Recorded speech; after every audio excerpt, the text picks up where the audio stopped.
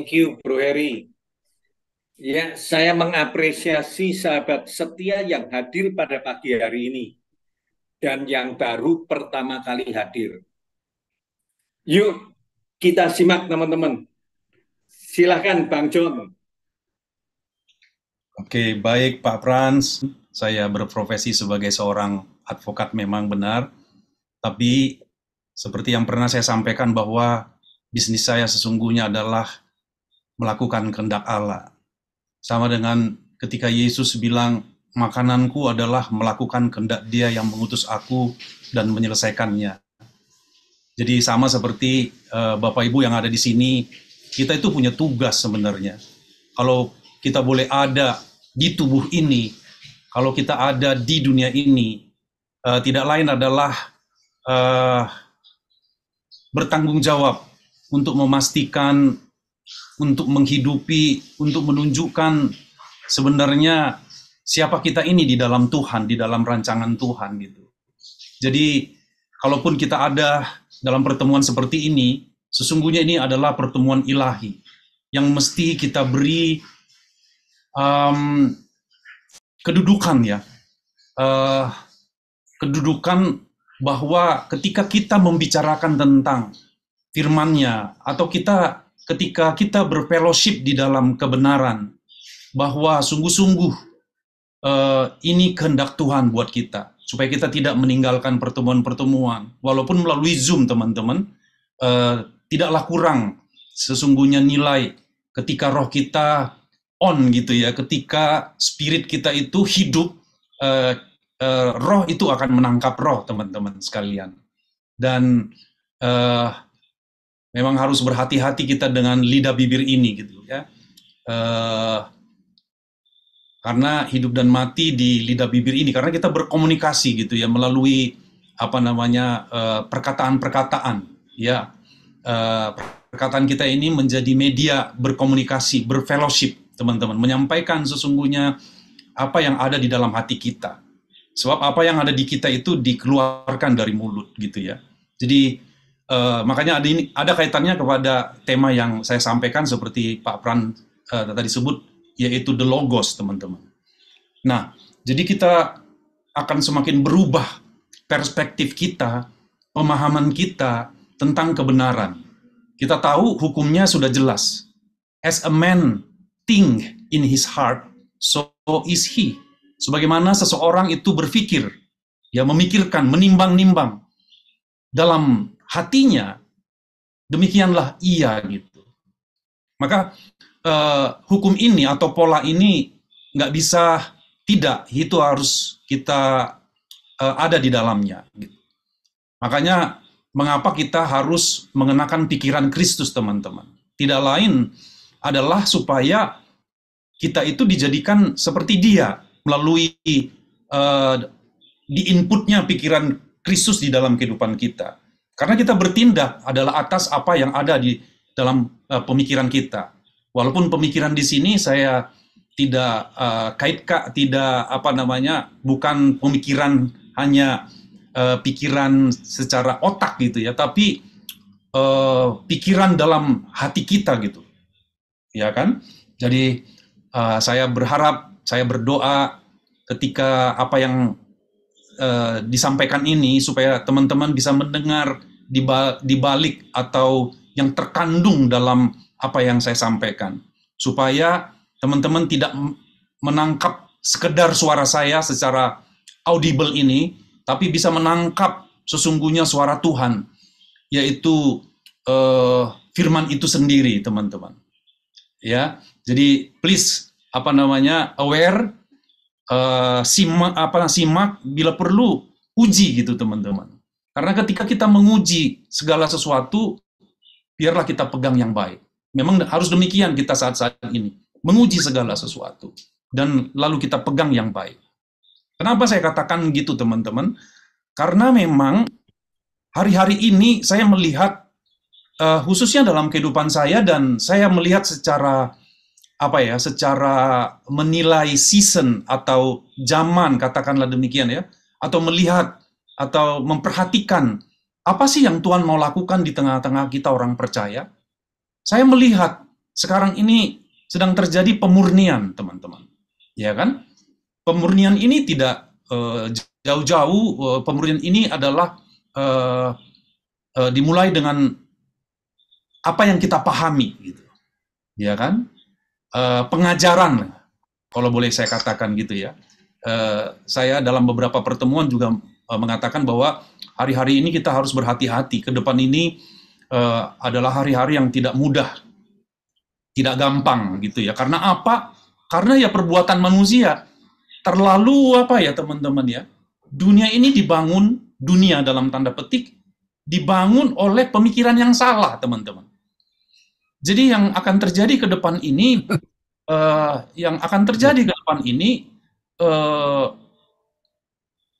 segala sesuatu akan digoncang. Yang goncangan yang paling berat, katakanlah demikian, adalah pemikiran orang gitu. Jadi jangan heran sekarang ini banyak orang yang ketakutan, khawatir, bimbang, takut, adalah karena memang pemikiran yang salah. Kalau kita mendapatkan pemikiran yang pasti, yang tidak adalah pikiran Kristus, pikiran Tuhan, yang tidak lain adalah firman, teman-teman. Sungguh itu menguatkan. Sungguh itu menguatkan. Jadi, ayo teman-teman kita seriusin hari-hari ini. Termasuk di dalam kita, tersusun rapi semuanya. Kalau istilah yang sudah ada di CCM itu, supaya ada benang merah semuanya, tersambung semuanya, menjadi satu kesatuan. Dan kalau itu menjadi satu kesatuan pemahaman, pengertian, teman-teman, barulah kita bisa melihat, oh, aku mengerti ya, I understand, ya kan, mengerti gitu, teman-teman. Lalu kalau kita mengerti, kan ada apa namanya, Paulus yang bilang, ya kan, banyak orang rajin sekarang ini termasuk dalam kekristenan, rajin banyak sekali kegiatan sana sini dan lain, tapi tanpa pengertian yang benar, teman-teman. Jadi balik lagi kepada pengertian gitu ya. Nah, ini yang mau diubah, ini yang mau ditata, ini yang mau dirapikan, ini yang mau dikoreksi, kalau boleh saya bilang, hari-hari ini di dalam tubuh Kristus gitu. Dan saya percaya kita semua yang hadir di sini adalah bagian daripada tubuh Kristus itu. Kita bisa melihat yang utuh sekarang ini. Kita tidak lagi mempan dengan perbuatan-perbuatan manusia, teman-teman. Udah nggak bisa, teman-teman. Apapun ceritanya, kalau orang membangunnya dari kemampuan manusia, membangun sesuatu, saat-saat ini akan teruji, akan apa namanya, hancur, teman-teman. Makanya, marilah kita dibangun di atas dasar apa namanya, firman yang kita mau sharing. Oke. Dalam 2 jam saya buru-buru tadi sudah saya buat PowerPoint, teman-teman, seperti ini. Tapi please jangan tergantung juga kepada PowerPoint ini. PowerPoint-nya sudah saya bagi di kolom chat, bisa di apa namanya, ambil, teman-teman. Saya bagi PPT-nya langsung supaya teman-teman bisa apa namanya, mungkin ambil, ganti namanya, dirubah-rubah sesuai dengan maksudnya yang ada di dalam teman-teman, pengertian yang ini yang diwahyukan, karena kita harus saling bekerja sama saat ini, teman-teman ya. Oke. Saya beri tema adalah The Logos. Bisa kelihatan utuh nggak, teman-teman? Bisa. Bisa ya? Oke. Gimana memindahkan ini? Oke, saya buat begini. Oke. Bisa ya? The Logos. Ya. Nah, karena saya memang agak padat hari-hari ini, teman-teman. Ketika ditanya kepada saya, nanti apa temanya? Saya langsung merenungkan dan bertanya, Tuhan, apa ya temanya gitu ya. Kadang-kadang muncul sesuatu yang belum dalam arti gini, teman-teman, berkelibat saja di dalam pemahaman saya terhadap sesuatu yang Roh Kudus pernah ajarkan, paparkan dalam renungan saya, langsung saya sebut, walaupun kadang-kadang saya belum siap secara materi gitu ya. Dan saya coba buat dalam 2 jam tadi, teman-teman, mungkin tidak lengkap begitu ya. Maksud saya hanya mau menyampaikan mungkin ini tidak lengkap dari ayat-ayat yang tertulis, tapi justru saya mau katakan jangan tergantung kepada yang tertulis gitu ya, tapi lihatlah rohnya gitu. Nah, itu akan lebih sempurna gitu, teman-teman. Nah, ada 8 hal yang akan saya sharingkan. Ya, pengantar, lalu apa itu Alkitab, lalu apa itu rahasia daripada yang terkandung di dalam kitab suci, dan siapa itu Yesus Kristus sesungguhnya, lalu apa itu the Logos, apa itu firman yang hidup, apa itu firman iman, kenapa kita disebut sebagai suratan Kristus. Jadi ini berkaitan semuanya ya tentang the Logos sesungguhnya, intinya teman-teman sekalian. Nah, Filipi 3 ayat 10-11 sudah tahu semua kita, bagaimana Paulus mengatakan bahwa yang dikehendakinya adalah mengenal Kristus, ya kan? Mengenal firman, mengenal Dia, dan mengenal kebangkitannya, dan mengenal persekutuan dalam penderitaannya. Melalui pengenalan ini, dia menjadi serupa dengan Kristus, baik dalam kematiannya. Ya, kita tahu bahwa kematian Yesus itu bukan sekedar kematian jasmani saja, ya kan? Tapi kematian ini adalah kematian di dalam kematian Kristuslah kita mengetahui kematian kita. The end of me, ya, kematian Adam, kematian berakhirnya ciptaan baru, ciptaan lama, ya kan? Itulah kematian kita yang sesungguhnya, teman-teman. Ya, karena yang lama itu berlalu, nggak laku, teman-teman. Yang baru yang Tuhan mau kerjakan di dalam kita. Supaya kita tahu bagaimana yang baru itu mau Tuhan, yang dikehendaki oleh Paulus, yang dikehendaki oleh murid-murid. Dan demikianlah seharusnya saat-saat ini, teman-teman. Karena terlalu kekristenan yang ada ya secara umum, saya, kita semua, dan secara umum bukan menghakimi tapi menyimak, teman-teman. Tidak sedikit yang dibawa kepada pengetahuan belaka, teman-teman. Kepada ilmu gitu ya.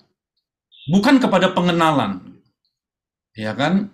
Saya selalu sampaikan tentang Paulus ini siapa ketika mengatakan ini. Ini statement yang kuat karena memang dia sebelumnya adalah orang yang mengetahui apa yang tertulis, teman-teman. Ya, apa itu perjanjian lama, apa itu Taurat. Dia tahu betul, dia melakukannya, teman-teman. Ya kan? Tapi dia bilang, dibanding pengenalannya itu segala sesuatu dianggapnya sampah. Jadi ini menarik, teman-teman. Ini butuh kita dengungkan saat-saat ini supaya kekristenan kita itu based on, berdasar pada pengenalan, kepada hubungan, kepada ginosko. Itu berbicara tentang yang sudah dibagikan oleh Pak Paruntungan, Pak Wilson, tentang mempelai gitu ya. Itu pengenalan, teman-teman. Relationship, intimacy, ya kan? Dengan demikian kita menjadi serupa dengan dia. Jadi keserupaan kita itu dengan Kristus itu, dengan gambar Allah itu adalah melalui yang tadi saya bilang, dia taruh pemahaman, ya kan, pengenalan, ya kan, pengertian di dalam kita, teman-teman, ginosko gitu ya. Nah, ini yang mendasari sharing juga pada saat ini, teman-teman. Itu yang sedang saya hidupi pula gitu. Jadi apa yang saya sharingkan ini adalah apa yang saya hidupi, supaya saya rindu mengenal dia. Karena apa yang saya sampaikan bukan juga tentang saya, tapi tentang dia yang sedang yang sudah, sedang, dan akan terus membawa kehidupan saya ini kepada gambar yang utuh, yaitu Kristus, teman-teman. Di dalam Kristus, teman-teman sekalian. Oke. Nah, kita sedikit menyentuh karena berbicara The Logos, mau nggak mau, kita berbicara sedikit tentang Alkitab, teman-teman. Iya kan? Saya tidak elaborasi banyak tentang Alkitab, banyak sekali kalau rujukan. Ini bisa kita baca di Wikipedia yang saya ambil ya. Wikipedia ini kan rumusan yang cukup mewakili secara secara umum tentang apa gitu ya, sesuatu gitu. Nah, the Bible ya, Alkitab itu berasal dari bahasa Yunani, Biblia, buku, teman-teman. Jadi kan gini, apa yang saya sharingkan ini sedikit mungkin agak bisa mengejutkan gitu ya, karena pemahaman secara kebanyakan, kalau kita berbicara the Logos, kalau kita berbicara firman, selalu pikiran kita itu langsung direct, Alkitab gitu ya. Ya kan? Makanya saya bilang perlu diuji saat-saat ini gitu. Karena apa yang kita pahami itu mengubah cara pandang kita dan mengubah cara perlakuan kita, cara hidup kita, cara memahami kita, pemahaman kita, cara mengenal kita kepada Tuhan itu mempengaruhi. Dan makanya saya bilang saat-saat ini Tuhan sedang mengadakan pemurnian. Tuhan mau mengembalikan segala sesuatu itu pada dudukannya. Ketika segala sesuatu tiba kepada dudukannya, jelas clear di dalam pemahaman kita, pengenalan kita, maka itu akan mengubah kehidupan kita, teman-teman. Saya nggak tahu. Saya saat-saat ini diubah cara bicara saya, cara pikir saya, cara hidup saya itu diubah oleh kebenaran yang adalah Kristus, teman-teman ya. Kristus itulah kebenaran, teman-teman. Nah, jadi Alkitab itu artinya buku gitu. Dan kalau di Wikipedia bilang bahwa Alkitab itu adalah koleksi dari teks-teks agama atau kitab, scripture. Dia adalah suatu kompilasi dari teks-teks yang berbagai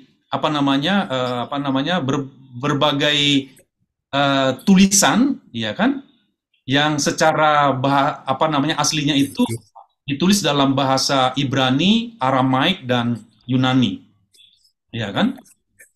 Di Wikipedia ini bilang bahwa orang-orang percaya memahami Alkitab itu adalah divine inspirasi, ya kan, inspirasi ilahi. Tetapi cara mereka memahami artinya itu berbeda-beda, teman-teman. Itu yang terjadi sekarang ini dalam agama kekristenan sekalipun gitu ya. Dari Alkitab yang sama itu telah telah mengotak-ngotakkan kita gitu. Ya kan? Telah bahkan tidak sedikit yang memecah belah kita, teman-teman.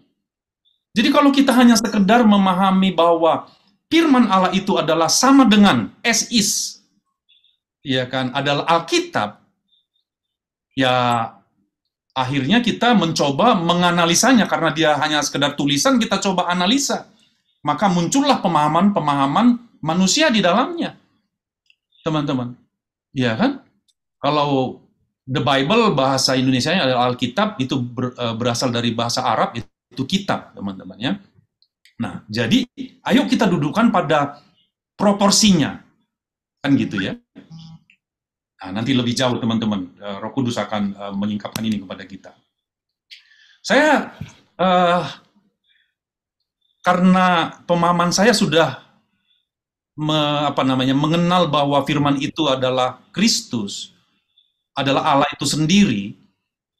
Lalu saya bertanya, jadi Alkitab ini bagaimana gitu ya?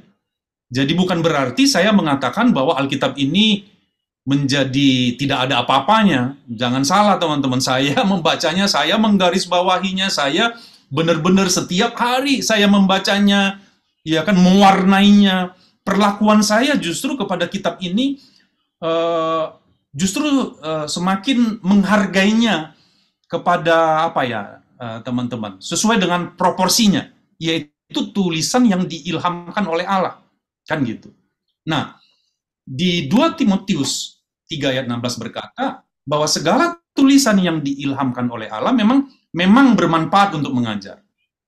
Ada kata-kata memang ya, kalau teman-teman tahu ketika dikatakan tulisan yang diilhamkan Allah memang bermanfaat. Kalau dikatakan memang bermanfaat, sebenarnya terbatas manfaatnya gitu.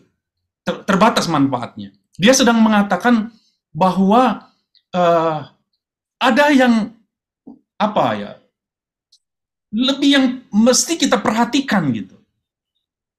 Ya, jadi bukan sekedar tulisan yang kita harus perhatikan, tapi sungguh-sungguh dibalik dari apa yang ditulis itu, rohnya, teman-teman. Ya, oke. Jadi segala tulisan yang diilhamkan oleh Allah memang bermanfaat untuk mengajar, untuk menyatakan kesalahan, untuk memperbaiki kelakuan, dan untuk mendidik orang dalam kebenaran. Ini kan ditulis kepada Timotius oleh Paulus gitu ya, kepada orang muda gitu ya. Dia menulis, dia menunjuk kepada apa yang tertulis sebenarnya, ya kan? Taurat dalam arti gini, teman-teman, dalam arti yang butuh disingkapkan lebih jauh gitu, ya kan?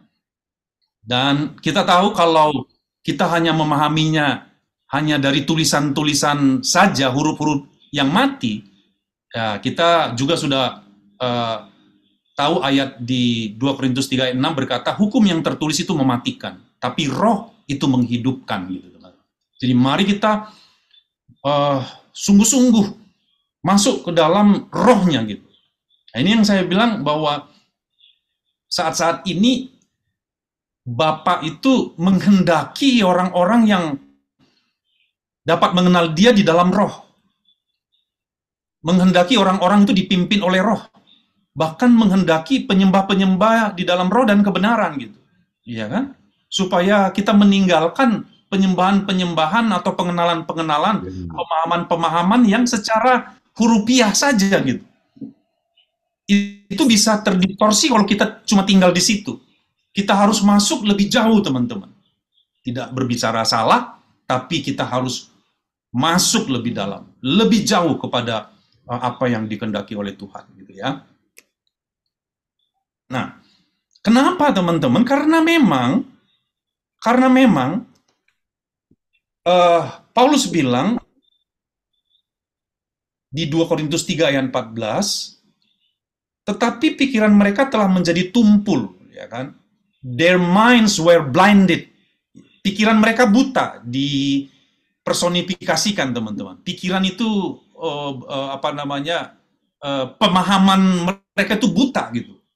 Sebab sampai pada hari ini selubung itu masih tetap menyelubungi mereka. Ini Taurat gitu ya, apa yang tertulis ya, suratan-suratan huruf-huruf mati gitu ya. Kalau tidak disingkapkan, itu hanya membunuh, itu membinasakan, teman-teman. Bisa mempertentangkan kita, bisa mengadu domba kita kalau hanya sekedar tertulis, teman-teman ya. Ya, kalau kita hanya membacanya tanpa disingkapkan, ya. Kalau kita tidak melihat kitab suci itu, scripture itu dari revelation, teman-teman. Ya. Sebab apa? Sebab hanya Kristus saja yang dapat menyingkapkannya. Jadi perjanjian lama itu cuma gambaran, teman-teman, bayangan. Ya, perjanjian lama itu adalah tulisan yang menunjuk atau merujuk kepada pribadi sebenarnya, yaitu Kristus. Nah, Kristus ini saja yang bisa menyingkapkan apa yang tertulis, teman-teman. Nah, jadi sekarang kita sudah tertuju kepada Kristus gitu ya.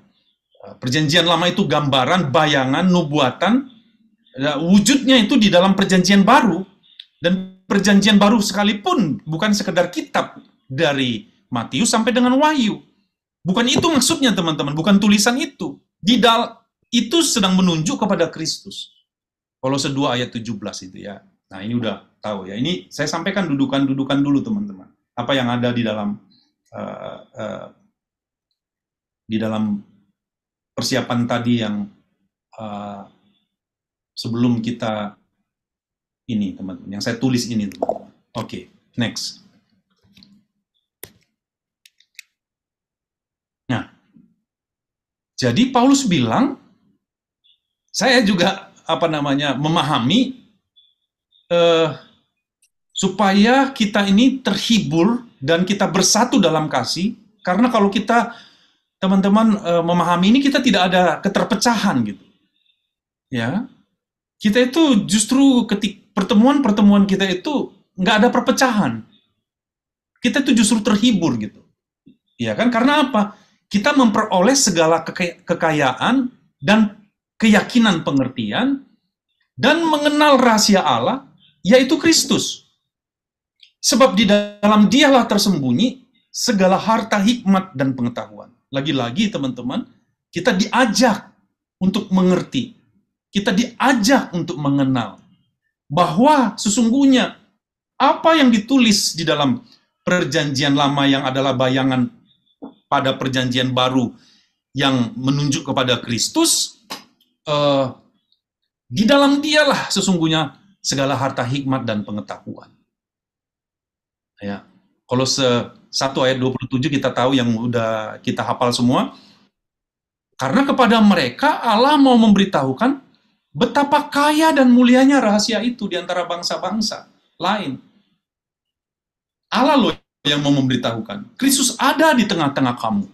Yang kita sudah memahami, mengenal bahwa Kristus di dalam kamu adalah pengharapan akan kemuliaan. Gitu teman-teman. Nah, siapa sebenarnya Yesus Kristus itu ya?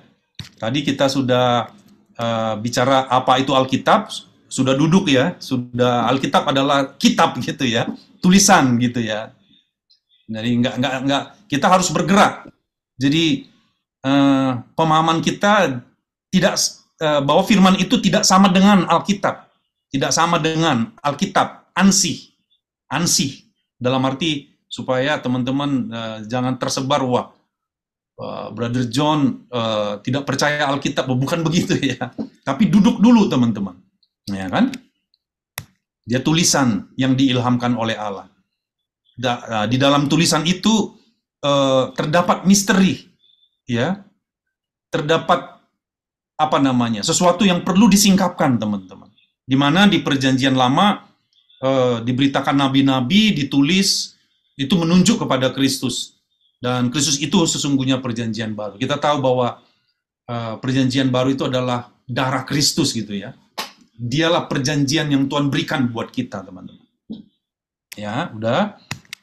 Lalu kita coba menjawab, siapakah sebenarnya Yesus Kristus itu gitu.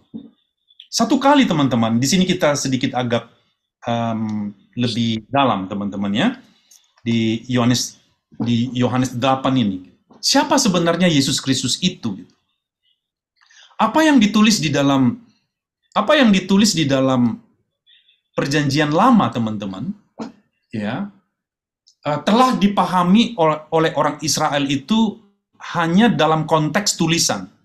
Maka muncullah sinagoga-sinagoga, muncullah kalau sekarang itu kayak STT-nya gitulah ya, imam-imam gitu, ada university ya, di dalamnya adalah imam-imam gitu ya, ada Saduki, Parisi gitu ya teman-teman, walaupun mereka juga terpecah-pecah dalam pemahaman gitu ya. Nah, disitulah waktu itu Paulus di bawah didikan Gamaliel teman-teman, sang profesor apa yang tertulis gitu, tapi sama sekali tidak mengubah orang Israel, bukan ya, justru mereka menjadi terdistorsi hanya sekedar agama yang bisa saja terjadi sekarang ini teman-teman. Kalau kita memahami bahwa kekristenan dari sekedar tertulis doang, kalau tidak disingkapkan teman-teman, kalau kita tidak diwahyukan, kita bisa juga terparkir menjadi agama belaka, ya kan? Ya, kita bisa terparkir hanya di dalam perdebatan. Kita bisa tertunda perjalanan kita kepada pengenalan. Tertunda perjalanan kita menjadi serupa dan segambar dengan Dia, teman-teman. Padahal rancangan Tuhan adalah supaya kita menjadi serupa dan segambar dengan Dia. Nggak bisanya dari tertulis, teman-teman. Ini perlu diwahyukan. Dan inilah sebenarnya tujuan dari pertemuan-pertemuan. Dan kepada siapa yang Tuhan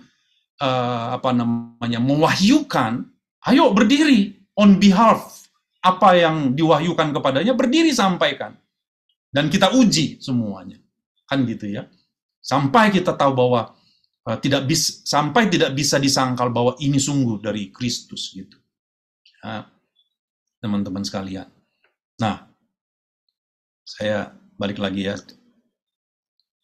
Nah, siapa sebenarnya Yesus Kristus itu, teman-teman? Iya kan? Satu kali Yesus ketemu dengan orang-orang ahli-ahli Taurat, ya orang-orang Yahudi, teman-teman. Di kisah Yohanes 8 itu tertulis semuanya secara lengkap, teman-teman ya. Ya.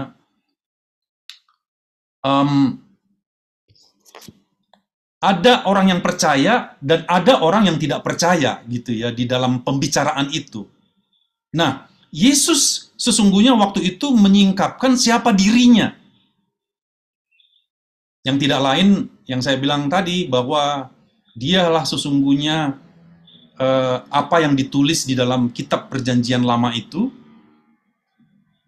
Sayangnya mata orang Israel buta, ya, kecuali dia menyingkapkan dirinya kepada orang-orang tertentu, orang-orang pilihannya, sama seperti kita juga yang adalah orang-orang pilihannya. Tidak ada cara lain bahwa dia, kalau kita betul orang pilihannya, dia akan menyingkapkan diri kepada kita, teman-teman ya. Oke, saya lanjut ya. Jadi di Yohanes 8 ini, Yesus itu sudah mau menyingkapkan siapa dirinya sebenarnya ya. Kepada murid-murid dia berkata, yang percaya kepada dia, jikalau kamu tetap dalam firman-Ku, kamu benar-benar adalah murid-Ku, dan kamu akan mengetahui kebenaran, dan kebenaran itu akan memerdekakan kamu. Nah, kalau kita ada dalam firman-Nya, nah balik lagi, ini dia sesungguhnya, dia itu adalah logos itu sendiri yang telah menjadi manusia gitu ya. Maka perkataan-perkataannya itu adalah logos. Teman-teman, nggak satu kebetulan ketika Yakobus bilang bahwa hidup dan mati kita itu ada di lidah bibir kita gitu. Kedepan ini, ketika kita menjadi serupa dan segambar dengan Dia, perkataan kita pun, teman-teman, berkualitas, mencipta, teman-teman. Iya kan? Wah, ini saya sih masih melihatnya ini, wah ini bisa nih. Sesungguhnya kita akan ketika kita menjadi serupa dan segambar dengan Dia, benar-benar apa yang dilakukan Yesus 2000 tahun yang lalu, itu kita lakukan, teman-teman. Dengan segala mukjizatnya, ya khususnya pengenalannya ya, karena yang paling penting adalah memperkenalkan firman kepada sebanyak-banyaknya orang. Itulah mukjizat yang sesungguhnya ketika orang masuk di dalam pengenalan akan Kristus. Wah, itu mukjizat yang sesungguhnya, teman-teman. Ya kan? Nah, jikalau kamu tetap dalam firman-Ku, kamu benar-benar adalah murid-Ku. Dan kamu akan mengetahui kebenaran, dan kebenaran itu akan memerdekakan kamu. Kan ketika kita mendengar kata merdeka, kalau anak itu memerdekakan kamu, kamu pun benar-benar merdeka di ayat yang lain.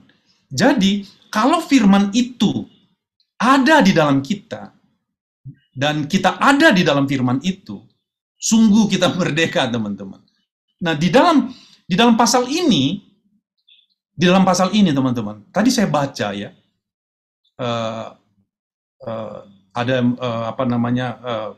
pernyataan Yesus, akulah terang dunia, barang siapa mengikut aku, ia tidak akan berjalan dalam kegelapan, melainkan ia akan mempunyai terang hidup, dan seterusnya, teman-teman. Di Yohanes 8 ini.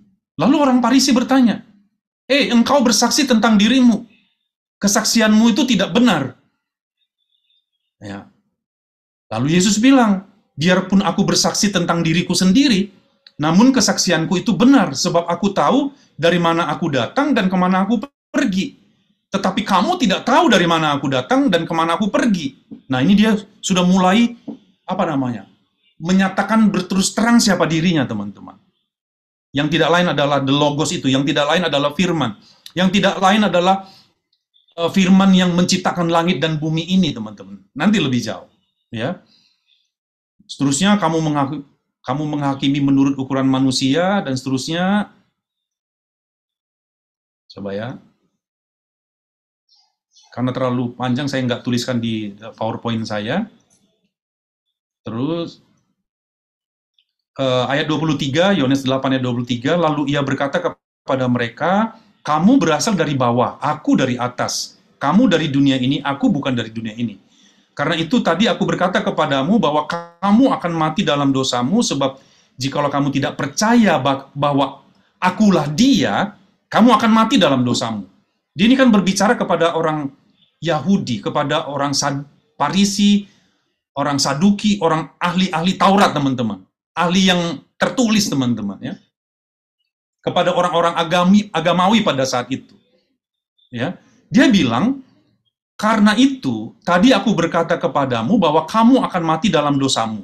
Sebab, jadi orang itu mati karena mati dalam dosa, sebab kamu tidak percaya bahwa akulah dia. Saya agak tersentak di sini, teman-teman.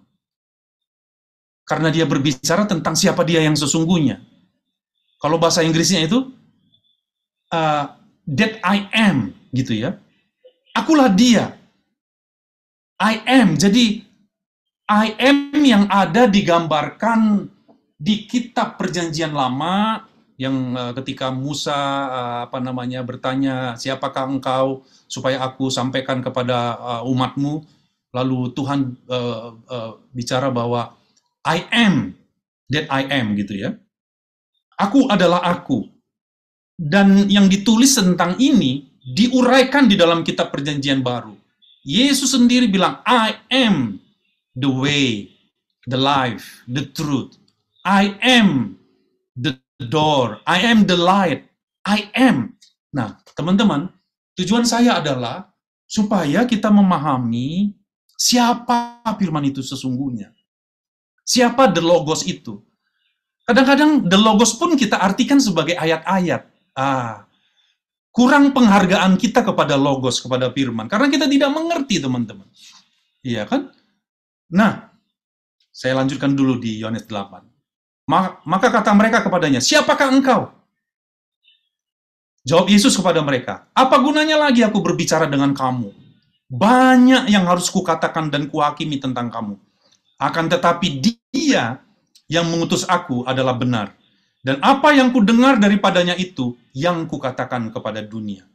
Mereka tidak mengerti bahwa ia berbicara kepada mereka tentang Bapa. Maka kata Yesus, apabila kamu telah meninggikan anak manusia, barulah kamu tahu bahwa akulah dia. Balik lagi, I am, teman-teman. Akulah dia. Dan bahwa aku tidak berbuat apa-apa secara manusianya, bukan dari manusianya, supaya kita tidak melihat manusianya saja. Ya, jangan melihat secara daging, teman-teman, secara manusia. Dan bahwa aku tidak berbuat apa-apa dari diriku sendiri, tetapi aku berbicara tentang hal-hal sebagaimana diajarkan Bapa kepadaku. Dia berbicara dalam kapasitas firman, ya. Dan ia yang telah mengutus aku, ia menyertai aku. Ia tidak membiarkan aku sendiri, sebab aku senantiasa berbuat apa yang berkenan kepadanya. Ayat 31. Maka katanya kepada orang-orang Yahudi yang percaya kepadanya, jikalau kamu tetap dalam firman-Ku, kamu benar-benar adalah murid-Ku, yang tadi itu ya. Dan kamu akan mengetahui kebenaran, dan kebenaran itu akan memerdekakan kamu. Firman, teman-teman. The word. Logos, gitu ya. Lalu orang Yahudi yang tidak percaya berkata, jawab mereka, kami adalah keturunan Abraham, dan kami tidak pernah menjadi hamba siapapun. Bagaimana engkau dapat berkata, kamu akan merdeka? Kata Yesus kepada mereka, "Aku berkata kepadamu, I am," ya kan? Berkata kepadamu, sesungguhnya setiap orang yang berbuat dosa adalah hamba dosa. Dan hamba tidak tetap tinggal dalam rumah, tapi anak tetap tinggal di dalam rumah. Jadi apabila anak itu memerdekakan kamu, kamu itu benar-benar merdeka. Dalam percakapan ini, Yesus lanjutkan, "Aku tahu bahwa kamu adalah keturunan Abraham, yes, tapi kamu berusaha untuk membunuh aku karena firmanku tidak beroleh tempat di dalam kamu." Balik lagi, the word, teman-teman, logos ya. Perkataanku tidak beroleh tempat di dalam kamu.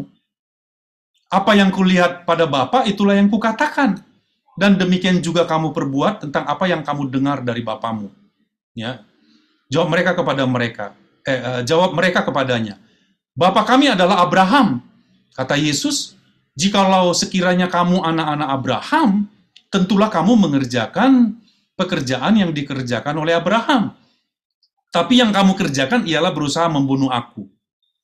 Aku, seorang yang mengatakan kebenaran kepada kamu, yaitu kebenaran yang kudengar dari Allah, pekerjaan yang demikian tidak dikerjakan oleh Abraham. Kamu mengerjakan pekerjaan bapamu sendiri." Seterusnya ya. Jawab mereka, "Kami tidak dilahirkan dari zina. Bapa kami satu, yaitu Allah."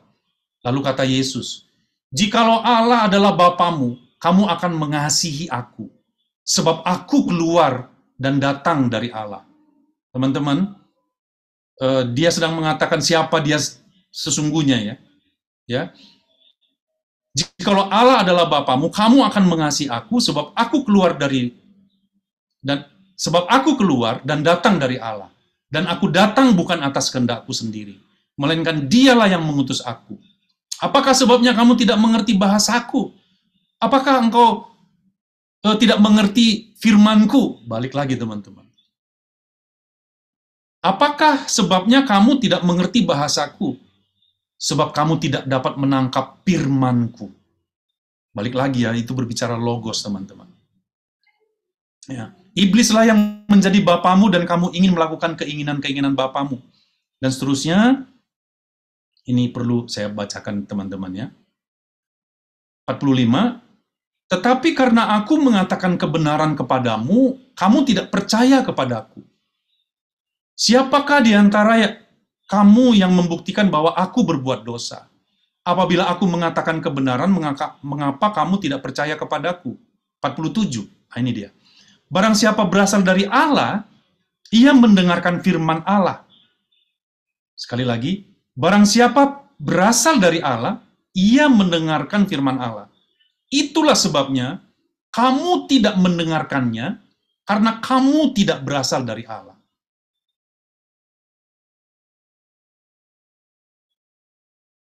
Ayat 51, "Aku berkata kepadamu, sesungguhnya, barang siapa menuruti firman-Ku, ia tidak akan mengalami maut sampai selama-lamanya." Nah, jadi Yesus menunjukkan siapa sesungguhnya dia, teman-teman. Saya coba bagi share lagi ya, teman-teman. Jadi di Yohanes 8 ini, Yesus menunjukkan, memperlihatkan siapa sesungguhnya dia yang adalah I am itu, yang diseriusin oleh orang-orang Yahudi, ahli-ahli Taurat, yang memahami secara tertulis. Dia sedang mau menyingkapkan siapa dirinya, I am yang diketahui mereka itu sesungguhnya dialah yang sedang berbicara kepada mereka, tapi mereka tidak mengerti, teman-teman. Makanya mereka itu hidup terus di dalam dosa.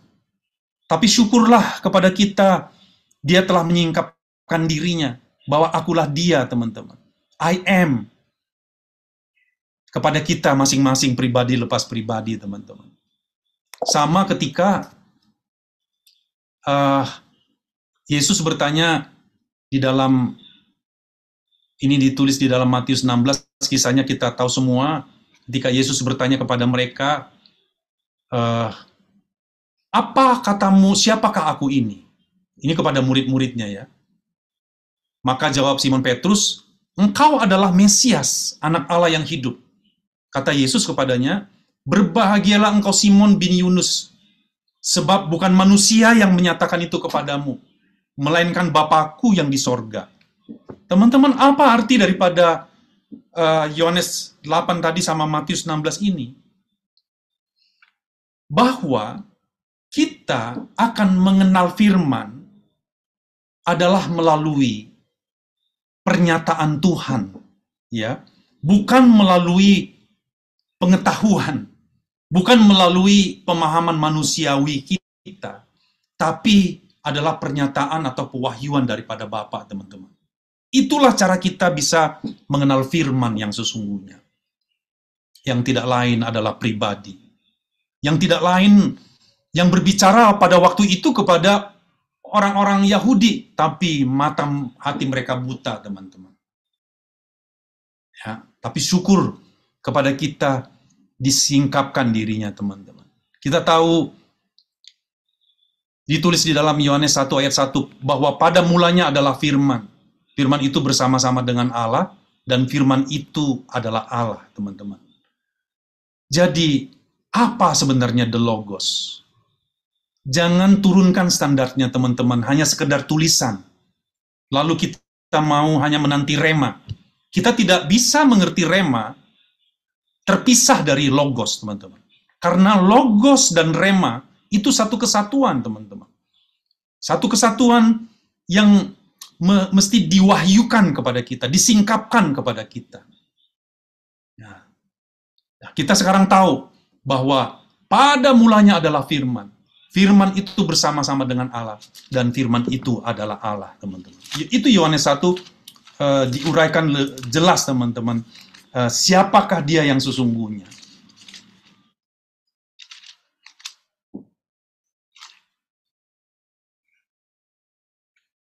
Ia ada pada mulanya bersama-sama dengan Allah. Segala sesuatu dijadikan oleh Dia, dan tanpa Dia tidak ada suatu pun yang telah jadi dari segala yang dijadikan. Yang ditulis di Kejadian 1 ayat 1, teman-teman. Dialah Kristus itu sendiri. So, pada mulanya adalah Allah. Pada mulanya Allah. Allah berfirman. Jadi firman itu adalah Allah, teman-teman. Ya, kita harus kenal Dia, dan firman ini, firman yang menciptakan langit dan bumi ini, yang ditulis oleh nabi-nabi, dinubuatkan di kitab Perjanjian Lama, itu menunjuk kepada firman ini, yang adalah Allah itu sendiri. Firman itu, teman-teman, menjadi manusia. Terang yang sesungguhnya yang menerangi setiap orang sedang datang ke dalam dunia. Ia telah ada di dalam dunia, dan dunia dijadikan olehnya, tapi dunia tidak mengenalnya. Ia datang kepada milik kepunyaannya, orang Israel, tapi orang-orang Israel, orang-orang Yahudi, kepunyaannya itu tidak menerima dia. Ayat 12. Tapi semua orang yang menerimanya, diberinya kuasa, supaya menjadi anak-anak Allah, yaitu mereka yang percaya dalam namanya.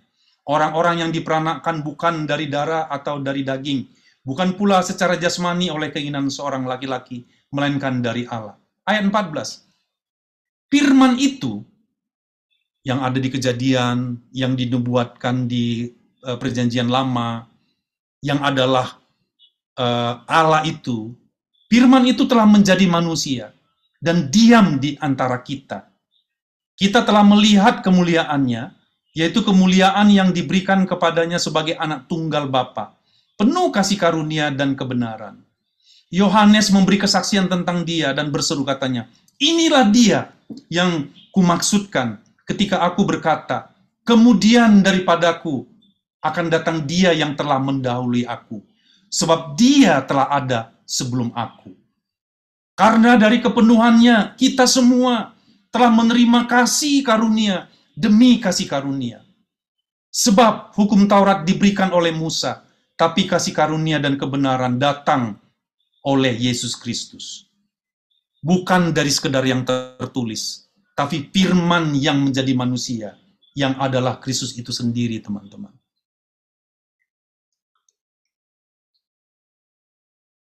Di 1 Yohanes 1 ayat 4 berkata, apa yang telah ada sejak semula, yang telah kami dengar yang telah kami lihat dengan mata kami, yang telah kami saksikan, dan yang telah kami raba dengan tangan kami tentang firman hidup. Itulah yang kami tuliskan kepada kamu. Berapa?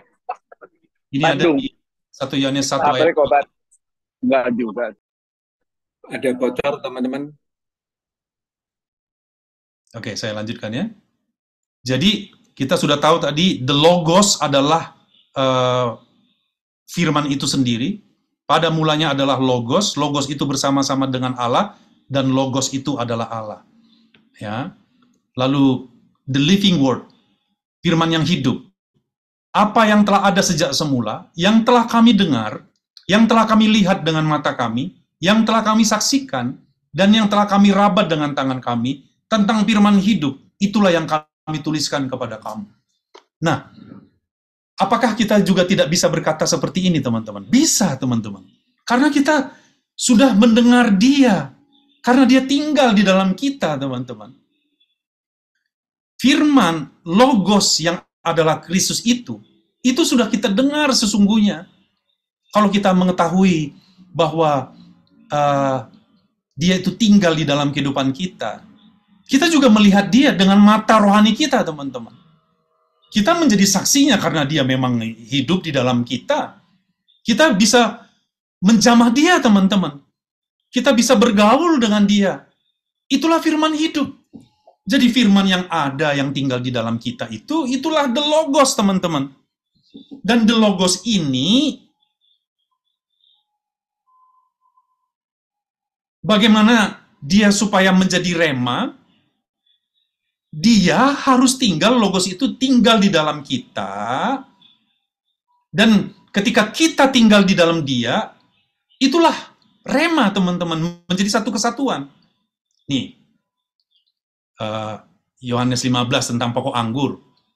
Barang siapa tinggal di dalam aku dan aku tinggal di dalam dia, saya artikan begini. Apa itu Logos? Logos adalah dia tinggal di dalam kita. Kalau hanya sekedar itu, kita tidak mengetahuinya. Tapi kalau kita tinggal di dalam dia, itulah rema, teman-teman. Jadi satu kesatuan. Ya, Logos dan rema itu satu kesatuan di dalam kita, yang mau menyingkapkan dirinya, teman-teman. Yang selama ini kita tidak kenal, kita pikir kita Logos itu hanya sekedar yang tertulis, teman-teman. Ya.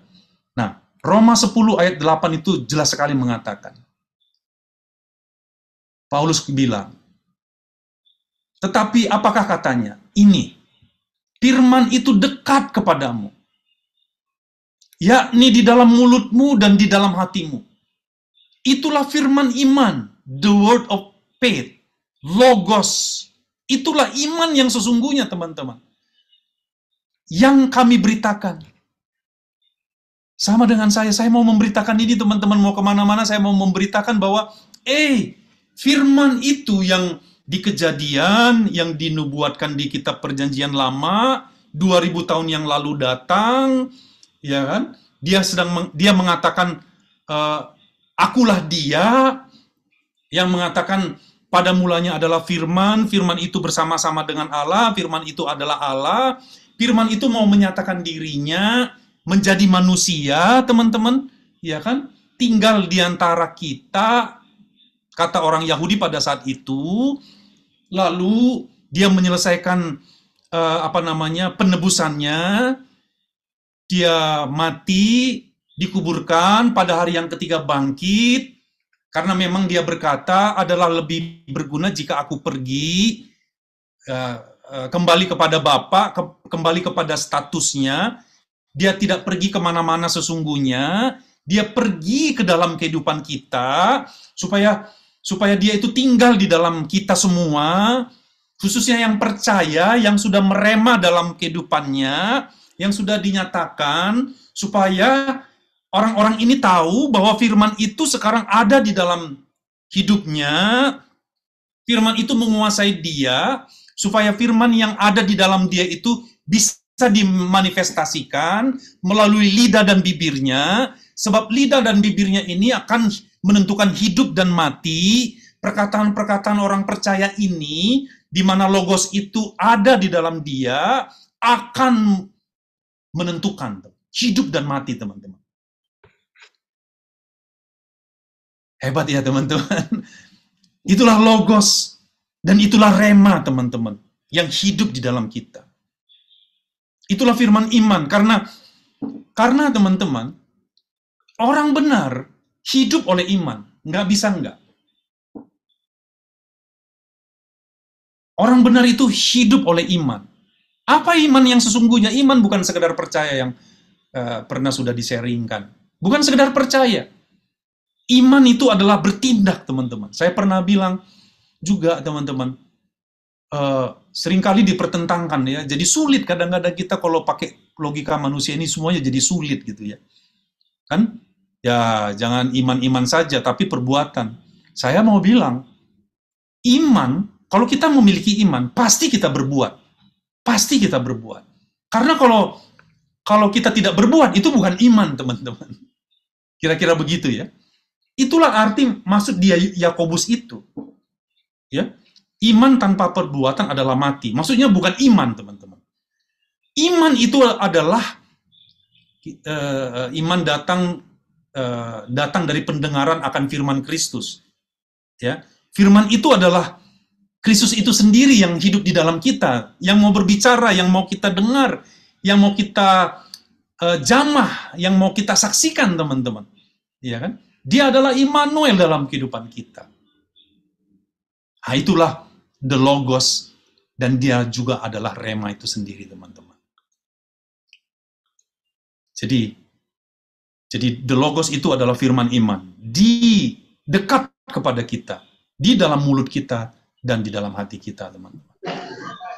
Terakhir, di 2 Korintus 3 ayat 3 berkata begini.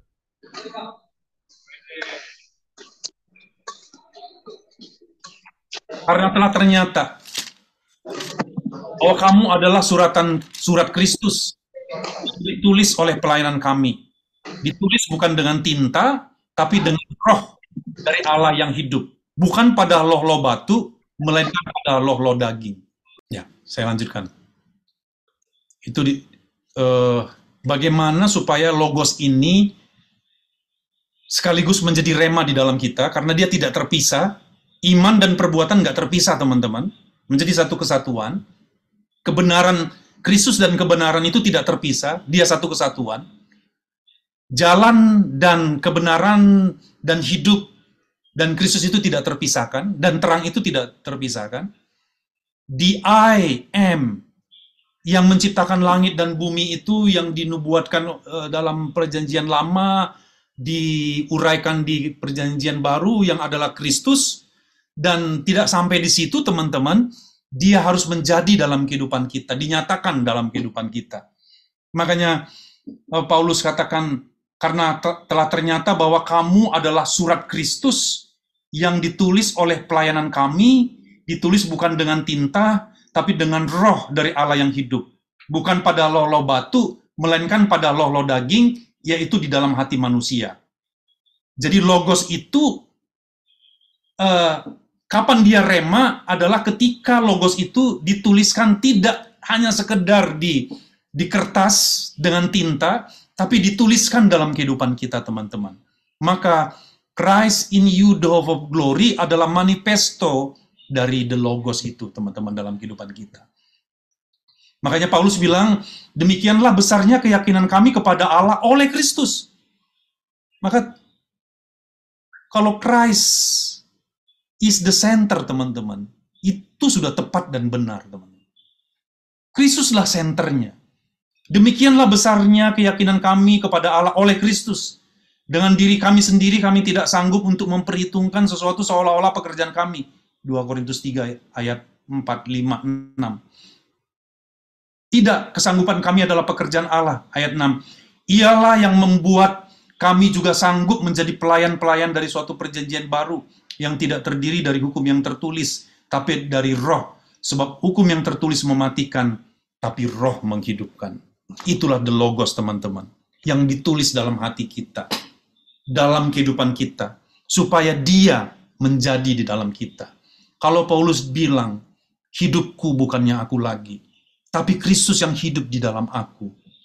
Biarlah aku semakin berkurang dan dia semakin bertambah.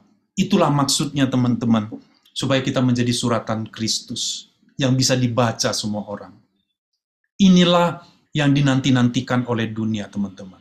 Bagaimana the Logos itu mau menjadi dalam kehidupan kita. Saya melihatnya, aduh, samar-samar sih masih teman-teman. Tapi ini udah dekat banget nih. Dekat banget ini supaya dunia akan tahu, teman-teman. Karena dia yang mengatakan, engkau akan melakukan pekerjaan-pekerjaan yang aku lakukan, teman-teman. Kita akan menenangkan badai, teman-teman. Kita akan mengatakan, badai berhenti, topan berhenti, akan berhenti, teman-teman. Kita akan berkata bahwa orang yang lumpuh bangkit, dan itu bangkit, teman-teman. Orang yang sakit sembuh, teman-teman. Bukan gara-gara mukjizatnya, bukan itu tujuannya, bukan itu puncaknya. Puncaknya adalah bagaimana Kristus dinyatakan di dalam kita, teman-teman. Logos dan Rema itu satu kesatuan, yaitu Kristus. Tuhan Yesus memberkati teman-teman lebih jauh nanti di question and answer. Saya kembalikan kepada Pak Frans. Thank you. Iya. Wow, kita terinsight ya teman-teman ya, dari pemahaman lama kita ya. Ya, Logos di dalam kita di dalam Rema. Ya, Bro and Sis, Bang John sudah berhenti berbicara dan saya tidak memberikan summary karena kita di sini dari berbagai denominasi dan masing-masing memiliki pemahaman yang berbeda. Biarlah Roh Kudus terus berbicara pribadi lepas pribadi. Terima kasih Bang John atas sharing firman-Nya.